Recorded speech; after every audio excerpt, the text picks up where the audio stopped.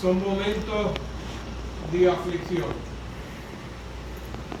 El profeta Salomón decía que hay momentos, todo tiene su tiempo bajo el sol. Todas las cosas creadas bajo el sol tienen su tiempo. Tiempo de vivir, tiempo de morir, tiempo de nacer, tiempo de morir, tiempo de bailar, tiempo de gozar, tiempo de tristeza, tiempo de aflicción. No podemos esconder que en esta noche pasamos por unos momentos de aflicción. Es parte, la aflicción es parte de nuestro diario vivir. Según el diccionario de la lengua española, la aflicción es una emoción que está en el alma y que produce desaliento, produce infelicidad y produce dolor. Alabado el Señor para siempre. Cuando estamos pasando por un momento de aflicción, no somos tan felices que podamos sonreírnos, que podamos estar satisfechos con lo que sucede en nuestra vida, aunque estemos contentos en el sentido de que en el momento en que estamos pasando, aunque estamos pasando por un momento de aflicción, hay una paz en nuestro corazón. No interpretamos la palabra alegría o felicidad con estarnos sonriendo, estar haciendo quizás chistes para motivarnos y hacernos sentir en un momento dado cómodo, sino somos felices porque estamos en el corazón, nuestro corazón está en paz, está tranquilo y no tenemos situación alguna que nos preocupe en ese sentido. Pero esa emoción que está en el alma, como repito, no nos hace sentir felices en ese sentido de que estamos hablando. Nos hace sentir dolor, y aunque tenemos el dolor en nuestro corazón, tenemos una seguridad por otra parte. Tenemos por otro lado en nuestro corazón la certeza por la fe de que Dios está con nosotros. Amén. No sé si me explico en ese sentido, que la felicidad podemos interpretarla como algo pasajero en ese momento dado, pero la verdadera felicidad está ubicada en el corazón, donde nos sentimos en paz, donde nos sentimos tranquilos, donde sentimos que Dios está fortaleciendo nuestras vidas y nuestro corazón. Estamos conscientes de que mientras Jesús tenía su ministerio terrenal, en una ocasión llamó a sus discípulos, y dice en Juan 16:33, dice de la siguiente forma, diciendo Jesús a sus discípulos: en el mundo tendréis aflicciones. En el mundo tendréis aflicciones, pero confíen, porque yo he vencido al mundo. ¿Ven? Alabado el Señor para siempre. De modo que las aflicciones van a llegar a nuestras vidas. Muchos años antes, el salmista había dicho que no iban a ser pocas las aflicciones que íbamos a tener. Porque Jesús dice que en el mundo tendremos aflicciones. El salmista, por otro lado, estaba diciendo que íbamos a tener no pocas, sino muchas aflicciones. Dice, en el Salmo, en el Salmo 34, dice que son muchas las aflicciones del justo. Pero dice una esperanza, pero de todas ellas nos librará Jehová. Alabado el Señor Santo. No que las quite, sino que nos da la fuerza, nos da el poder, nos da la autoridad, nos da esa paz para poder sobrellevarla. Amén. Y eso es mucho mejor que no tenerla. Llegan porque son muchas, pero muchas son las aflicciones del justo, pero de todas ellas las librará Jehová. El salmista decía también en el Salmo 35, decía que la tristeza puede llegar al anochecer, pero la alegría llega al amanecer. Lo cantamos cuando llega la Navidad, ¿verdad? Que cantamos, la tristeza puede llegar al anochecer, pero la alegría llega al amanecer. En otras palabras, esa tristeza se convierte no solamente en esa aflicción o en llanto, sino se convierte en una herramienta para darnos más fuerza de parte de Dios.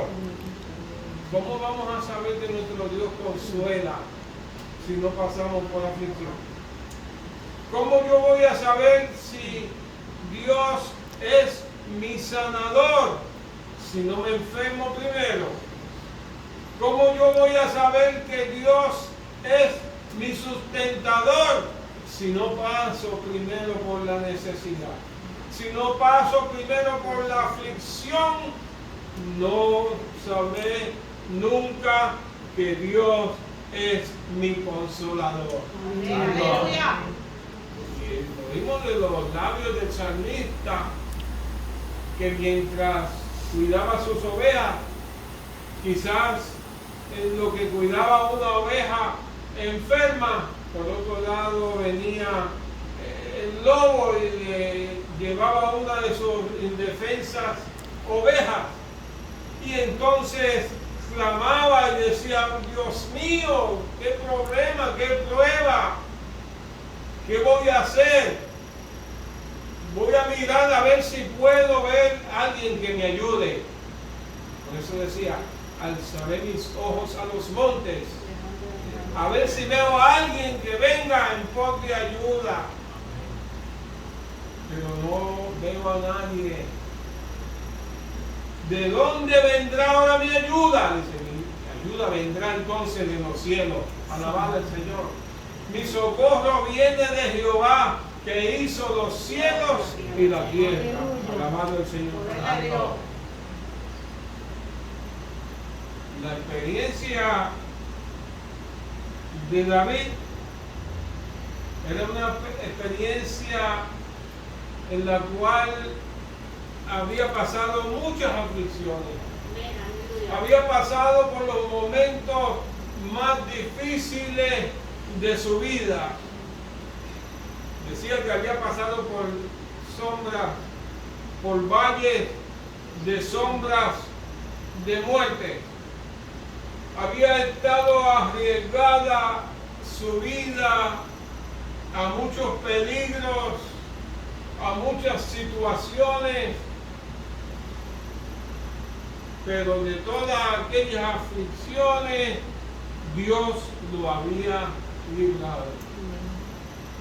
Pero ahora David había sido puesto como el rey de Israel. Tenía todo, no le faltaba nada, estaba completo, estaba en su palacio, pero allí en su palacio le había fallado a Dios. David había procreado un hijo con Betsabé, y este hijo él lo tenía bien arraigado en su corazón. Lo amaba profundamente. ¿Y usted sabe lo que sucedió? Lo que sucedió es lo que dice en 2 de Samuel, capítulo 12, que lo acabamos de leer. El niño enfermó, y la enfermedad fue una aflicción bien grande para David. ¿Y sabes lo que hizo David? Cuando se percató de que la cosa iba en serio, se tiró boca abajo en tierra, con su rostro en tierra, y empezó a clamar a Dios. Empezó a orar a Dios. Empezó a pedirle al Señor de una forma especial. Y al cabo de un día, los ancianos de la iglesia llegaron hasta donde estaba David. ¿Qué hace David? Tu hijo está enfermo, pero no es motivo de que te sientas tan afligido. Y pasó el primer día, y pasó el segundo día, y pasó el tercer día, y David postrado, pidiéndole, sufriendo a Dios para que Dios sanara a su hijo. En ayuno y oración, en ruego, clamando a Dios con el dolor en su corazón. Es duro. Es duro. El otro día yo le decía a alguien, no recuerdo a quién, o si fue a algún lugar que lo dije o algo. Cuando yo voy a visitar a un enfermo, me gustaría levantarlo, hacerle la oración, levantarlo y sanarlo y que siguiera como si nada. Eso es lo que me gustaría. Eso. Pero no está en mis manos. No está en las manos de ninguno de nosotros. Él dijo, id, oren por los enfermos, y el Señor los levantará. Pero es conforme a la voluntad de Dios. Y David se afligió. David pasó por ese momento tan terribles en su vida, por ese periodo tan difícil, y mientras su hijo estaba enfermo, David no quiso hacerle caso a ninguno de los ancianos. Mira, David, come algo. Mira, David, que te vas a morir tú también. Tienes que fortalecerte, tienes que tomarte aunque sea un caldito, tienes que entonar algo, alabado al Señor. Eso es muy común, ¿verdad? Eso es muy común cuando tenemos un problema, una aflicción, que está pasando por el problema. El que está pasando por la aflicción, pues está afligido y no quiere comer, no quiere hacer nada, no quiere cuidarse, y todo el que llega, mira, pero tiene que comer algo, pero que entiende que está pasando por momentos de aflicción. Tú también eres igual. Sí. A todos nos pasa, a todos nos llega. Esos momentos tan difíciles, alabado al Señor para siempre. Y David decía, no como ni bebo hasta que tú no hagas la obra, Señor. Volviendo a los ancianos, David, mira, no te portes así, David. Vaya, si no quiero verlo, déjenme a mí. Esto es un asunto mío y de Dios. Alabado al Señor para siempre. Pero sucedió que el niño murió a los 7 días. El número perfecto de Dios. El niño murió. Ahora los ancianos vienen hasta cerca de donde está David, en su duelo, en su lloro, en su clamor a Dios. Y empezaron a hablar entre ellos. Imagínate. mientras el niño estaba enfermo, le decíamos algo y no quería hacer caso. Mientras el niño estaba enfermo, le decíamos algo y no reaccionaba. Imagínate ahora decirle que el niño murió. Eso le va a dar un ataque y va a morirse él también. Eso va a ser terrible. Pero dice la Biblia ahí, dice la Biblia, que David mirándolos vio lo que ellos estaban murmurando. Se percató de que estaban murmurando entre sí y les dijo, ¿qué pasó? El niño murió. Respóndele tú. Dile tú. Y no se voy a decir si se muere. No dice, tú, da tu noticia. Ahora pues hay una serie de profesionales que le van a aportar la noticia a la gente. Y se ha determinado que la noticia no es como era antes, que empezaban a adornarla para al final decirle ya no está, se fue, ya no va a estar contigo. Y se determinó que esa no era la forma adecuada. La forma adecuada murió. Fulano o fulana murió. Yo me sentí bien afligido. Nosotros íbamos para Dorado y cuando Nancy llamó a Luisa y le dijo que habían estado en el hospital porque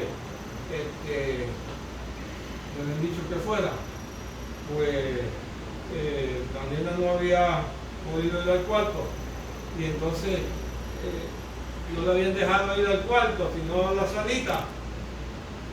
Pues se me afligió el corazón. Yo dije, pues o lo entubaron o murió. ¿Saben por qué? Porque ahora la ciencia ha determinado que la noticia se da ahí para que los reciba, para que las reciba la verdad de una vez. Entonces el anciano le dice a David, porque le dice, ¿ha muerto el niño? Y él le respondió, ha muerto. Entonces mire lo que hizo David. David no se murió de inmediato del susto o del impacto o de tristeza, sino entonces David se levantó de la tierra y se lavó y se ungió y se cambió de ropas y entró en la casa de Jehová y le adoró a Dios por la obra tan maravillosa que había hecho Dios en su vida. Y después descubrimos que si él no muere, el próximo que nace es Salomón, el cual ha sido de gran bendición para nosotros. Amén. Ahora, David les dice a ellos, porque ellos entonces le dicen, pero ¿qué es esto que tú has hecho, David? Porque cuando el niño vivía aún, te levantaste, no lo hiciste, ayunaba y lloraba, pero ahora te levantaste y comiste también pan. Y David le dijo, yo ayunaba y oraba diciendo, ¿quién sabe si Dios tendrá compasión? Mas ahora que ha muerto, ¿para qué voy a ayunar? Ahora, ¿para qué voy a ayunar? ¿Podré yo hacerle volver? No. Porque una persona muere, no se puede hacer volver. Yo voy a él mas Él no volverá a mí. Lo que significa eso es que ya Él murió. Ahora yo tengo que preocuparme por mi vida. ¿Por qué? Porque ya Él está en el lugar que Dios determinó. Entonces Jesucristo implanta en el Nuevo Testamento la doctrina de salvación y elige unos apóstoles para que prediquen el Evangelio de Jesucristo, entre ellos el apóstol Pablo, que entonces escribe a los tesalonicenses que cuando sus familias perdían sus familiares, se desesperaban, perdían la esperanza, estaban inquietos, no sabían qué hacer. Entonces el apóstol le escribe y le dice: hermanos, no quiero que ignoréis acerca de los que duermen, como los que no tienen esperanza. Nosotros tenemos la esperanza de que si muere en Cristo, está durmiendo. Aleluya. Está durmiendo. Alabado el Señor para siempre. Porque el mismo Dios, le dice, porque el mismo Dios, con voz de mando y con voz de trompeta, descenderá del cielo y los muertos en Cristo resucitarán primero. Entonces David lo que está diciendo es: ya mi hijo, Dios lo salvó. Ahora me toca a mí salvarme yo, porque yo voy a Él. Ahora, ¿dónde está Él? ¿Dónde está Él? Bueno, yo le voy a decir dónde está Él. Ahora, Él no está cuidándonos del cielo, como dice mucha gente.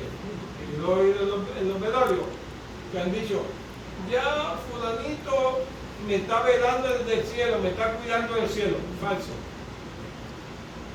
Su alma está ahora mismo en el paraíso. Su cuerpo aquí está aquí presente. Pero su alma está en el paraíso. Su espíritu está con Dios.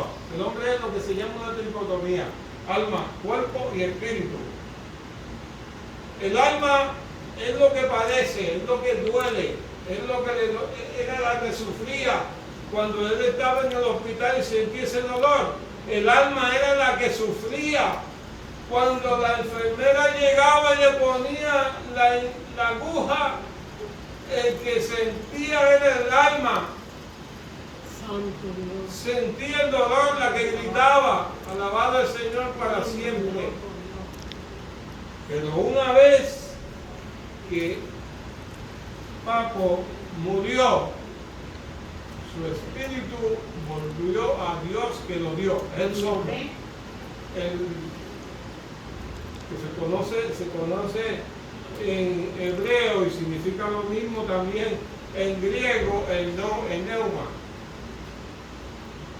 El aire, el viento, el aliento volvió a Dios, por eso fue que murió. Pero se quedó sin aire y sin aliento, sin viento en su cuerpo, murió. Su cuerpo quedó inerte, pero su alma se fue al paraíso. ¿Y por qué te dice que está en el paraíso? A mí me han dicho que está en otro lado. Pues no. Jesús le dijo al ladrón que estaba a su lado en la cruz del Calvario: como tú vas a morir hoy, de cierto te digo que hoy estarás conmigo en el paraíso. Entonces el alma va al paraíso. Él está en el paraíso. Quizás está paseándose en el paraíso, caminando. Pero qué flores más bellas hay en el paraíso. Pero qué valle hermoso hay en el paraíso. Él no está pensando en que dejé a mi papá allá, en que dejé a mi mamá, en que dejé a mi hermana, en que dejé a mi esposa, en que dejé a mis hijas, a mis hijos, a mis nietos. Él no está pensando en nada de eso. Él está disfrutando de lo que hay allí, alabado al Señor. Él está mirando allá, mientras su cuerpo duerme. Un día, es lo que dice el apóstol Pablo a los tesalonicenses, un día Jesús va al paraíso y viene con todas esas almas, se presenta en las nubes y entran en el cuerpo de Él, no en ese cuerpo, porque ese cuerpo se va a desintegrar. Porque la Biblia dice, lo que es el polvo vuelve al polvo, pero se va a haber un cuerpo nuevo, va a resucitar con un cuerpo glorificado, alabado, para así estar para siempre con Él. Dice, porque el mismo Dios, con voz de mando y con trompeta de Dios, descenderá del cielo y los muertos en Cristo resucitarán primero. Tiene privilegio que van a resucitar primero. Ahora mismo su cuerpo está ahí dormido, no nos escucha, no sabe.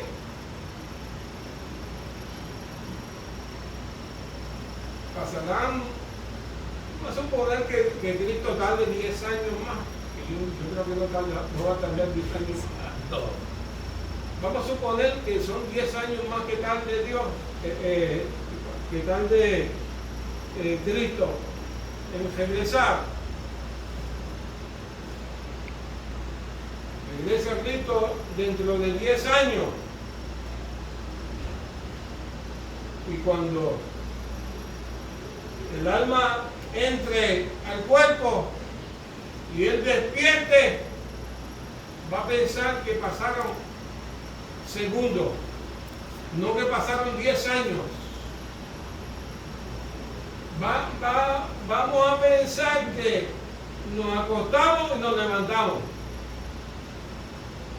Yo decía anoche, creo que era, o antenoche, que en una sinagoga estaba esperando a alguien, estaba predicando, que uno se acuesta a dormir y duerme 7 horas, 8 horas. Algunos duermen más, algunos duermen 12, 15. Como Junior, que duerme eso es trabajo. Santo. Pero cuando se despierta, no sabe cuánto tiempo ha pasado. Tiene que mirar el reloj. Muchos ponen el despertador para que los despierte, porque lo coge el día. Porque no sabe cuánto tiempo ha pasado, porque nosotros somos los que medimos el tiempo. Nosotros somos los que medimos el tiempo, pero para Dios, para el proceso de Dios, no hay tiempo. Para Dios, un día es como 1000 años, y 1000 años como un día. Y en un abrir y cerrar de ojos. Bueno, cuando a mí me hicieron este último estudio que me hicieron, que me anestesiaron, pues yo estaba en recovery y todo eso. Cuando vino Nancy para acá y me dice, ¿cómo te sientes? Y yo bueno, aquí el médico vino ahí, me hizo una pregunta y se fue.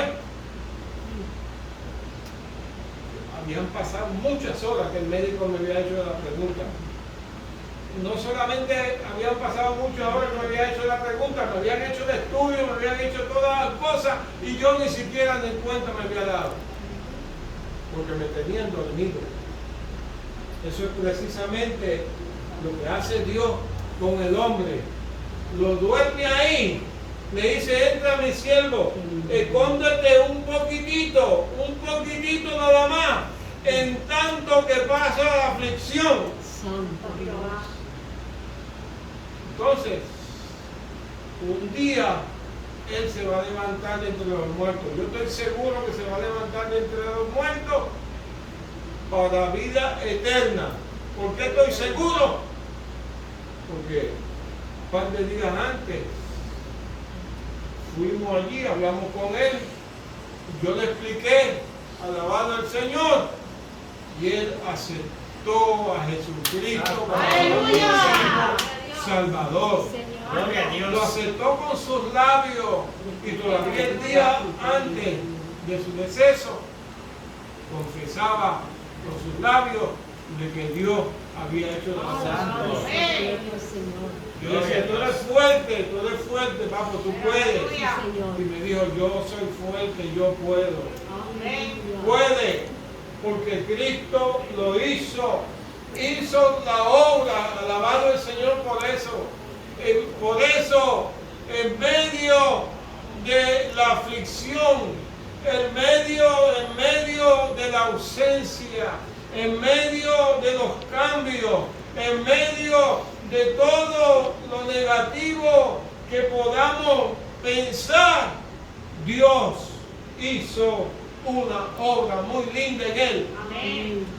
Por eso fue que David se levantó y fue y comió y se alegró y se llenó de gozo y se bañó y comió pan y se alegró.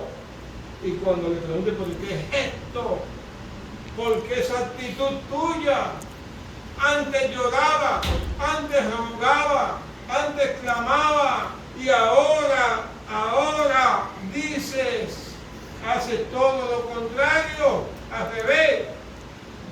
Dice, no, porque lo que pasa es que yo voy a Él, mas Él no volverá a mí.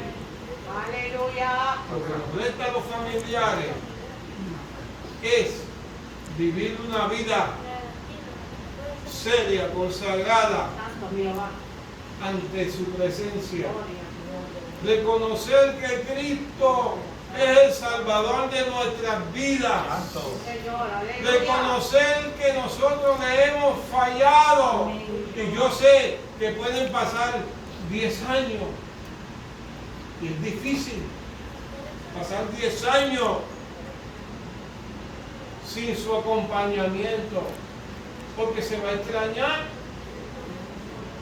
Vamos a mirar para el lugar donde él frecuentaba y no lo vamos a ver.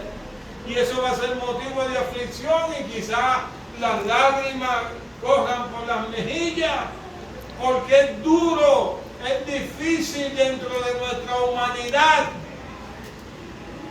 Es más, ¿sabes lo que hizo? Dice la Biblia, cuando Jesús fue ante la tumba de su amigo Lázaro, se acordó de Lázaro y lloró. Eso dice la Biblia, que lloró. Y los que estaban ahí dijeron, mira cuánto le amaba.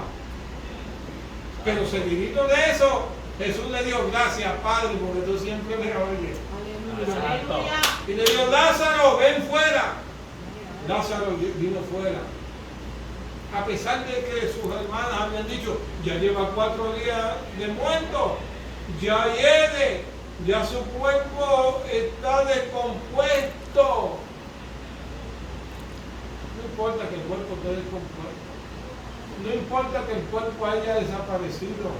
No importa que se lo haya comido un tiburón. No importa lo que haya sucedido con esa persona.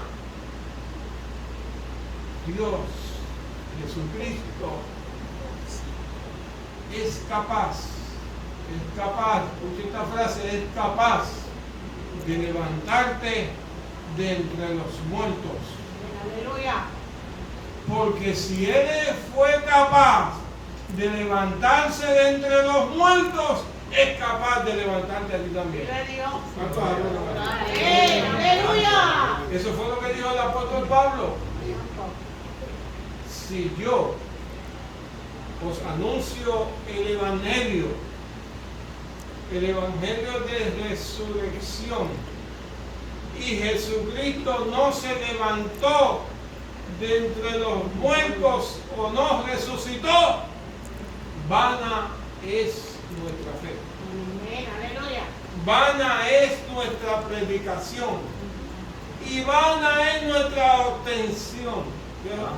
¿Qué podemos decir con esto? Estamos perdiendo el tiempo. Pero como hubo evidencia de que Jesucristo se levantó de entre los muertos, creemos que así como Él se levantó de entre los muertos, nos ha de levantar a cada uno de nosotros. Amén. Gloria a Dios. Yo lo creo. Amén. Yo no sé si usted lo cree. Amén. Pero es necesario que usted se prepare. Van a pasar mucho tiempo quizás de que uno de nosotros pues se muera. Yo siempre digo esto, pero a veces lo digo y como lo repito tanto en la funeraria, lo sigo repitiendo. ¿Sabes para qué? Para que mi turno se siga posponiendo. Que mi turno se siga posponiendo. Puede ser que yo mañana me muera. Pero ya yo estoy pago también. Ya yo estoy preparado, estoy esperando. Amén. Pero eso nadie lo sabe. Eso es sorpresivo. Puede que sea ahora, puede que sea mañana, puede que sea dentro de 20 años más. Y no pienso durar tanto, porque la Biblia dice que son 70, y ya el mes que viene cumplió esos 70. Pero después de ahí lo que voy a dar es trabajo a la señora que está allí. Eso es lo que dice la Biblia ahí. Con todo el momento lo que dan es trabajo. Le voy a dar trabajo. ¿Eh? Los momentos de aflicción van a ser para ella. De modo que puede ser que yo duerma, yo muera y duerma también unos segundos, unos minutos, unos días, unos años, una semana, no sé. Pero juntos nos vamos a levantar el día de la resurrección. Amén.